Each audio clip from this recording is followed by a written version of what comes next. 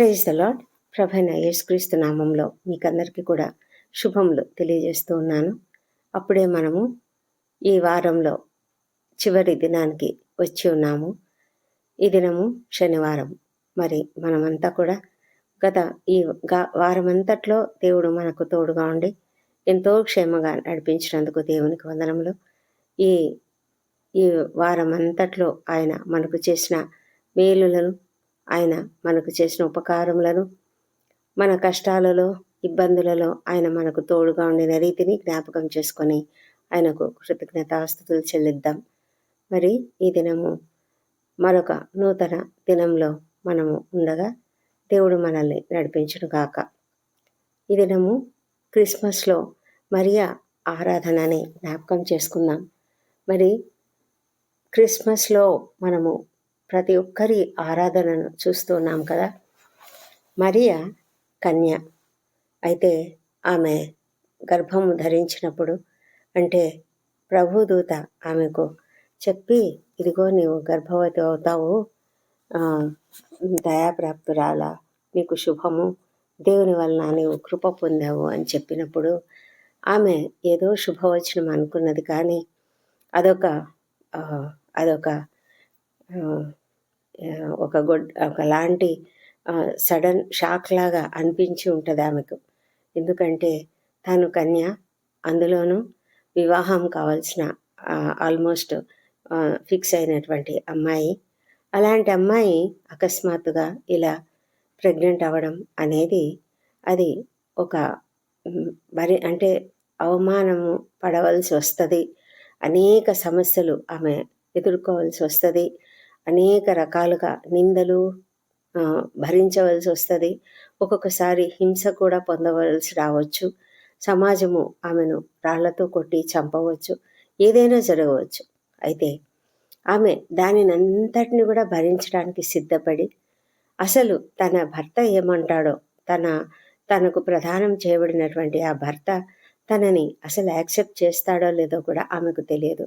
కానీ అలాంటి పరిస్థితులలో కూడా ఆమె ఎంత ధైర్యంగా, ఎంత అంటే అన్నిటికీ సిద్ధపడిపోయి, ఇదిగో ప్రభు దాసురాలను, నీ మాట చొప్పున నాకు అగునుగాక, జరుగునుగాక అని చెప్పింది. చూసారా, ఆమె యొక్క విధేయతను బట్టి ఆమె అంత విధేయత చూపిస్తుంది, ఆమెలో అంత దీన మనస్సు ఉంది, ఆమె అంత హంబుల్ హార్టెడ్. అందుకే దేవుడు ఆమెను ఎన్నుకున్నాడేమో.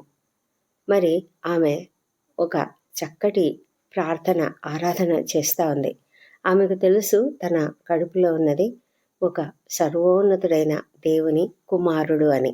ప్రభు దూత ఆమెతో చెప్పినప్పుడు దూత ఆ కుమారుని, ఆ పుట్టబోయే కుమారుని గురించి ఏమని చెప్పాడంటే, ఆయన గొప్పవాడై సర్వోన్నతుని కుమారుడు అనబడును, ప్రభు అయిన దేవుడు ఆయన తండ్రి అయిన దావీదు సింహాసనమును ఆయనకిచ్చును, ఆయన యాకోబు వంశస్థులను యుగ యుగములు ఏలును, ఆయన రాజ్యము అంతము లేనిదై ఉండునని ఆమెతో చెప్పినప్పుడు ఆమెకు అర్థమైపోయింది, తాను ప్రవక్త అయిన యెషయా ద్వారా ప్రవచింపబడినటువంటి రీతిలో కన్యక గర్భవతి అయి కుమారుని కనును, ఆమె అతనికి ఇమ్మానుయేల్ అని పేరు పెట్టుదు అని ఏ విధంగా ప్రవచించాడో ఆ ప్రవచనం తన పట్ల నెరవేరుతున్నది అన్నది ఆమెకు అర్థమైపోయింది. ఆ సమయంలో చాలామంది చరిత్రకారులు చెప్పేది ఏంటంటే, ఆ సమయంలో అనేక మంది స్త్రీలు, యవన బాలికలు, కన్యకలు అలా ఎదురు చూస్తూ ఉండేవారట. తమ గర్భమున కుమారుడు, సర్వోన్నతుడైన దేవుని కుమారుడు పుట్టాలని ఆశపడుతూ ఉండేవారట, ప్రార్థనలు చేస్తూ ఉండేవారట. కనుకనే ఆమె కూడా సిద్ధపడిపోయి ఉంటుంది. ఆమె ఒక దైవభక్తి కలిగినటువంటి అమ్మాయి, లేఖనములు తెలిసినటువంటి అమ్మాయి. అందుకే ఆమె తను ఒకవేళ ఎలాంటి అవమానాలు తాను పొందుకున్నా పర్వాలేదు, తను ప్రభైన యేసు కొరకు తాను ఏమైనా భరిస్తాను అని అనుకున్నదేమో. అందుకే ఆమె ఎంతో ధైర్యంగా దీనికి అంగీకరించి, మరి ఏమైతే అయింది నాకు తెలియదు, ఇంకా సమస్తం దేవుడే చూసుకుంటాడు అనుకున్నదేమో. మరి ఆ తర్వాత ఎలిజబెత్ కూడా గర్భంతో ఉన్నది. ఆమె గొడ్రాలు. అయితే ఆమె కూడా గర్భవతి అయిందంటే ఆమెకెంత ఆనందం కలిగిందో. ఎందుకంటే ఆమె తనకు బంధువురాలు. కనుక ఆమె ఏం చేసిందంటే త్వరగా లేచి వెళ్ళి యూదా ప్రదేశంలోని కొండసీమలో ఉన్న ఒక ఊరికి వెళ్ళిందట. వెళ్ళి అక్కడ జకర్యా ఇంటిలో ప్రవేశించి ఎలిజబెత్‌కు వందనం చేసింది. అప్పుడు ఎలిజబెత్ ఆమెకు ఆమె యొక్క వందనము వచనము విన్నప్పుడు తన గర్భంలో ఉన్న శిశువు కూడా గంతులు వేసిన సంగతి చెప్పినప్పుడు మరి మరియ కూడా ఎంతగానో సంతోషించింది. అంతేకాదు ఎలిజబెత్ ఆమెను ఏమని పొగిడిందంటే, స్త్రీలలో నీవు ఆశీర్వదింపబడిన దానవు, నీ గర్భఫలమును ఆశీర్వదింపబడును. నా ప్రభువు తల్లి నా వద్దకు వచ్చుట నాకేలాగు ప్రాప్తించును అని తన ప్రభువు తల్లిగా ఆమెను వర్ణించినప్పుడు మరియకి ఇంకా చాలా సంతోషం అనిపించి ఉంటుంది. అంతేకాకుండా ఆమె తన యొక్క మనసు ఎంతో దీనత్వం కలిగి ఉన్నది. అందుకే ఆమె అంటుంది, నా ప్రాణము ప్రభువును ఘనపరుచుచున్నది, ఆయన తన దాసురాలి దీనస్థితిని కటాక్షించెను అని చెప్తున్నది. ఆమె తన యొక్క దీనస్థితిని ఒప్పుకుంటుంది. ఆమె తన పట్ల దేవుడు చూపిన కృపా కనికరములను బట్టి దేవుని స్తుతిస్తుంది. మరి దేవుని యొక్క దీవెనలు పొందుకున్న ఆమె ఎంత ధన్యురాలు. నిజంగానే ఆమె ధన్యురాలు కదా. తరతరములు కూడా ఆమెను ధన్యురాలని అంటారు అని తనే చెప్తున్నది. సర్వశక్తిమంతుడు నాకు గొప్ప కార్యములు చేశాను కనుక ఇది మొదలుకొని అన్ని తరముల వారును నన్ను ధన్యురాలని అందరూ, ఆయన నామము పరిశుద్ధము అని దేవునికి ఆ మహాత్మ్యంనంతా కూడా ఆపాదిస్తూ ఆమె దేవుని ఆరాధిస్తూ ఉన్నది. సర్వశక్తిమంతుడు గొప్ప కార్యం చేశాను. నిజంగా గొప్ప కార్యం అంటే ఎంత గొప్ప కార్యం కదా. మైటీ వర్క్ అని చెప్పొచ్చు. ఎందుకంటే ఇంత గొప్ప కార్యము ఎప్పుడైనా ఎక్కడైనా జరిగిందా? ఎవ్వరికైనా జరిగిందా? అది అసాధ్యమైనటువంటి విషయం. అలాంటి గొప్ప సంగతి దేవుడు చేశాడంటే నిజంగా దేవుడు ఎంత గొప్ప దేవుడు.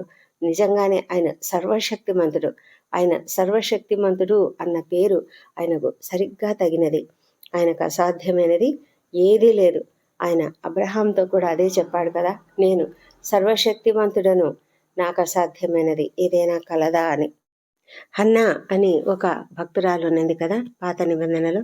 సమూయేలు తల్లి, ప్రవక్త అయినటువంటి సమూయేలు తల్లి. ఆమె తాను గొడ్రాలుగా ఉన్న పరిస్థితి ఆమెకు తెలుసు.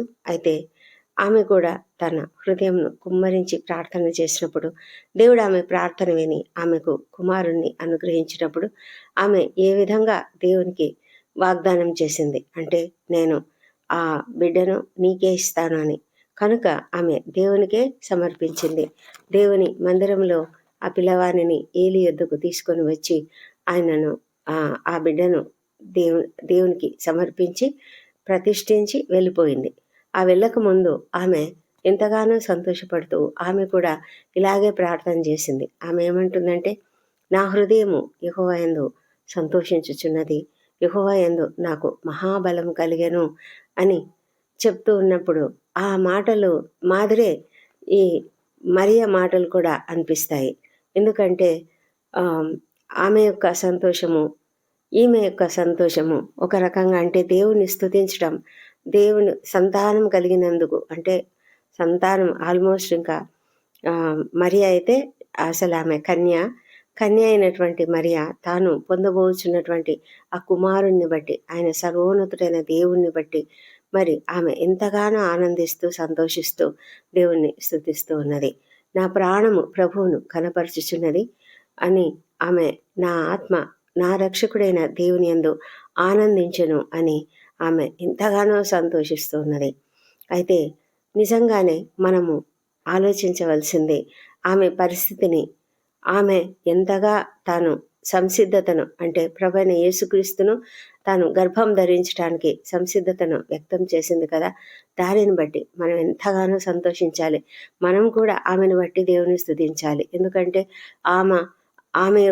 ఆమె ద్వారానే కదా ప్రభువైన యేసుక్రీస్తు ఈ లోకానికి వచ్చాడు. ఆమె యందు ప్రభువైన యేసుక్రీస్తు పుట్టడం జరిగింది. అయితే ఆ పుట్టినటువంటి ఆ శిశువు పరిశుద్ధుడు. ఆయన మరి ఏ విధమైనటువంటి పాపం లేనటువంటి రీతిలో ఆ కుమారుడు జన్మించడం అనేది గొప్ప విషయం. అది ఎలా జరుగుతుందని ఆమెకు అనుమానం వచ్చినప్పుడు ఆమె అడిగితే దూత చెప్పిన మాట ఏంటంటే, పరిశుద్ధాత్మ నీ మీదికి వచ్చును, సర్వోన్నతుని శక్తి నిన్ను కమ్ముకొనును, కనుక పుట్టబోవు శిశువు పరిశుద్ధుడై దేవుని కుమారుడు అనబడను అని దూత చెప్పాడు. ఎంత అద్భుతము! ఇది ఒక చాలా గొప్ప అద్భుతం. ఈ ఈ ఉదంతము అంటే చాలామంది నమ్మరు. ఎందుకంటే అదెలా సాధ్యం అని అంటారు చాలామంది. అనే మాట అదే. కానీ జరిగింది కనుక మనం నమ్మాలి. మరి దేవుడు చెప్పిన ఏ మాట అయినా కూడా నిరర్థకం కానేరదని దేవుడు ఏ విధమైన వాగ్దానం ఇచ్చాడో, ప్రవచించాడో, ఆ ప్రవచనం ప్రకారమే ఇది జరిగింది. ఇలా జరిగింది కనుక మనం అది నమ్మాలి కదా. నమ్మిన మరి చరిత్ర చెప్తూ ఉన్నది ఆయన పుట్టడం సత్యము, ఇవన్నీ కూడా సత్యమే అయినప్పుడు మనం నమ్మడానికి సిద్ధపడాలి. మనము ఎప్పుడైతే నమ్ముతామో అప్పుడే కదా మనకు రక్షణ కూడా వస్తుంది. ఎందుకంటే విశ్వాసం వల్లనే మనం నమ్మగలుగుతాము. మనలో విశ్వాసం అనేది ఉన్నట్లయితేనే మనము ఇలాంటివన్నీ కూడా నమ్మగలుగుతాము. మరి క్రైస్తవులు అనబడే వాళ్ళు అనేక మంది కూడా ఇంకా నమ్మని స్థితిలో ఉన్నవాళ్ళు ఉన్నారు. దేవుడు చేసిన ఈ గొప్ప అద్భుతమైన కార్యము మన కొరకు, అంటే నీ కొరకు, నా కొరకు, మన రక్షణ కొరకు, నీ కొరకు, నీ రక్షణ కొరకు, నా రక్షణ కొరకు ఆయన ఈ లోకంలో జన్మించడం, ఆయన తల్లిగా మరి ఆమె ఎంత వేదన పడిందో మనకు తెలుసు. ఆమె ఎన్ని విషయాలను విన్నప్పుడు ఆశ్చర్యపోయింది. ఎందుకంటే గొర్రెల కాపర్లు వచ్చి వారు చెప్పారు, దూతలు కనిపించి దూతల సమూహము పాటలు పాడుతూ వాళ్లకు ఈ శుభవర్తమానం తెలియజెప్పారని చెప్పినప్పుడు ఆమె చాలా ఆశ్చర్యపోయింది. ఆమె తన హృదయంలో ఈ మాటలను భద్రం చేసుకున్నదట. మరి అదేవిధంగా సిమియోను దగ్గరికి వెళ్ళి అక్కడ మరి ఆ ప్రభువైన యేసుక్రీస్తుకు 8వ దినము వచ్చినప్పుడు గర్భమందు ఆయన పడక మునుపు దేవదూత చేత పెట్టబడిన యేసు అని పేరు వారు పెట్టారు. ఆ తర్వాత తమ్మును శుద్ధి చేసుకునే దినములు గడిచినప్పుడు వారు ఆలయానికి వెళ్ళారు. ఆలయానికి వెళ్ళి అక్కడ బలి అర్పించారు, గువ్వల జతను బలి అర్పించారు. అక్కడ సిమియోన్ అని ఒక మనుష్యుడు ఉండి అతడు ప్రవచించిన విషయాన్ని విన్నప్పుడు మరియా చాలా అంటే ఒక విధమైన భయం ఆమెకు వచ్చింది. ఎందుకంటే అతడు ఏం చెప్పాడంటే, ఇశ్రాయేలులో అనేకులు పడుటకును తిరిగి లేచుటకును వివాదాస్పదమైన గురుతుగా ఈయన నియమింపబడి ఉన్నాడు. మరియు నీ హృదయంలోనికి ఒక ఖడ్గము దూసుకొని పోవునని ఆయన తల్లి అయిన మరియతో చెప్పినప్పుడు ఆమె తనకు భయం వేసిందనమాట. అంటే ఏం జరుగుతుందో, ఎలా జరుగుతుందో ఆమెకు తెలియదు కదా. అందువల్ల ఆమె ఒక విధమైన భయంతో ఉన్నది. కానీ అదంతా కూడా ఆమె తన హృదయంలోనే దాచుకున్నది. అంటే ఆమెకు తెలియదు, ఏం జరగబోతుందో తెలియదు. కానీ ఆమె పైన ఒక గొప్ప బాధ్యత అయితే దేవుడు పెట్టాడు. ఒక చిన్న బిడ్డను పెంచడం అనేది ఎంత గొప్ప విషయం, ఎంత త్యాగంతో కూడుకున్నటువంటి విషయం.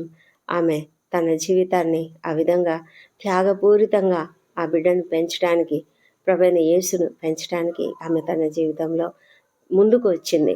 యోసేపు కూడా బాధ్యత తీసుకొని ఆ విధంగా ముందుకు వచ్చాడు. వీరిద్దరూ కూడా ఈ లోకంలో తల్లిదండ్రులుగా మరి ప్రభువైన యేసుక్రీస్తును ఎంతో చక్కగా పెంచడం మనం చూస్తున్నాం. కనుక దేవుని యొక్క కృప వాళ్ళపైన ఉన్నది. దేవుడు వాళ్ళను ఎంతగానో దీవించాడు. మరియా చేసినటువంటి ఈ గొప్ప త్యాగపూరితమైన ఆ సంసిద్ధతను బట్టి మనం కూడా ఎంతగానో ఆమెను బట్టి మనం స్తుతులు చెల్లించాలి. దేవుడు మన కొరకు చేసిన ఈ గొప్ప కార్యమును బట్టి మనం కూడా దేవునికి స్తుతులు చెల్లిద్దాం. దేవుడు ఈ కృపావార్తను దీవించునుగాక. దేవుడు మనకు ఏదైనా ఒక బాధ్యతను అప్పగించి ఉంటే దానిని మనం కూడా ఆ విధంగానే నమ్మకంగా దేవుని పట్ల విశ్వాసంతో మనం చేయడానికి సిద్ధపడదాం. ప్రార్థన చేద్దాం. పరిశుద్ధమైన దేవ, సర్వోన్నతుడా, గొప్ప దేవ, నీకు వందనములు, స్తోత్రములు. ప్రభా నాయన, మా కొరకు నీ యొక్క ఒక్కడే కుమారుడైన యేసుక్రీస్తుని ఈ లోకానికి పంపించావు కదా! మా తండ్రి, ఆ ప్రభైన యేసుక్రీస్తు రావడానికి ఒక మార్గము మరి మరియను ఎన్నుకొని ఆమె ద్వారా తండ్రి ఈ లోకానికి ప్రభైన యేసుక్రీస్తుని తీసుకొచ్చారు. దేవా నీకు వందనములు, స్తోత్రములు. ఆ కుటుంబము, ఆ చిన్న కుటుంబము, మరి యోసేపు మరియ వారిద్దరు కూడా తల్లిదండ్రులుగా ప్రభైన యేసును ఈ లోకంలో తల్లిదండ్రులుగా పెంచి ఎంతో బాధ్యత వహించినందుకు ప్రభా నీకు వేలాది వేల స్తోత్రం చెల్లించుకుంటున్నాం. మరియను బట్టి నీకు స్తుతులు నాయన. అవును తండ్రి, ఆమె యొక్క దీన స్థితితో తండ్రి, ఆమె యొక్క విధేయత, ఆమె యొక్క హంబుల్నెస్ తండ్రి, ఆమె ఆ విధంగా మరి ఒక హ్యూమిలిటీతో ప్రభా ఎంతో చక్కగా ఆమె తన కుమారుణ్ణి ఈ లోకానికి తీసుకురావడానికి సిద్ధపడినందుకే తండ్రి నీకు వందనం చెల్లించుకుంటున్నాము. అవును, తరతరములు ఆమెను ధన్యురాలని అంటారని మరి వాక్యంలో రాయబడిన రీతిలోనే తండ్రి ఇప్పటి వరకు కూడా ఆమెను ధన్యురాలుగానే అందరూ కూడా ఎంచుతూ ఉన్నారు. అందుని బట్టి నీకు స్తోత్రం చెల్లించుకుంటున్నాం ప్రభా. మరి ఈ లోకంలో ఆమెకి ఇవ్వబడిన బాధ్యతను ఆమె చక్కగా నిర్వర్తించినందుకు నీకు వందనములు.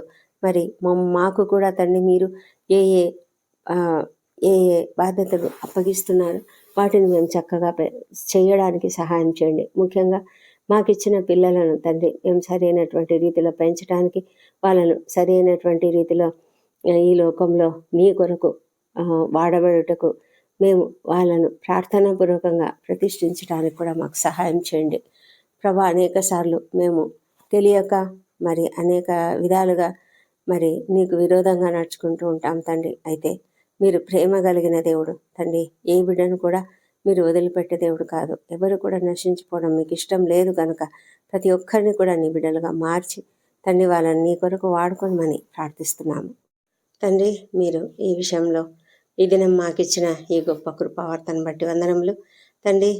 మరి మా అందరి జీవితాలలో, మా ఉద్యోగ జీవితాలలో, మా ప్రయాణాలలో మాకు ప్రతి విషయంలోనూ కూడా తోడుగా ఉండి మమ్మలను క్షేమకరంగా భద్రంగా నడిపించండి, జయకరంగా నడిపించండి. విద్యార్థులను దీవించి మంచి జ్ఞానం ఇచ్చి వారు చక్కగా చదువుకొని ఉన్నత స్థాయికి రాగలుగుటకు సహాయం చేయండి తండ్రి. మరి ప్రభా ఎవరెవరికి ఎలాంటి అవసరతలు ఉన్నాయో మీరు తీర్చగలిగిన దేవుడు.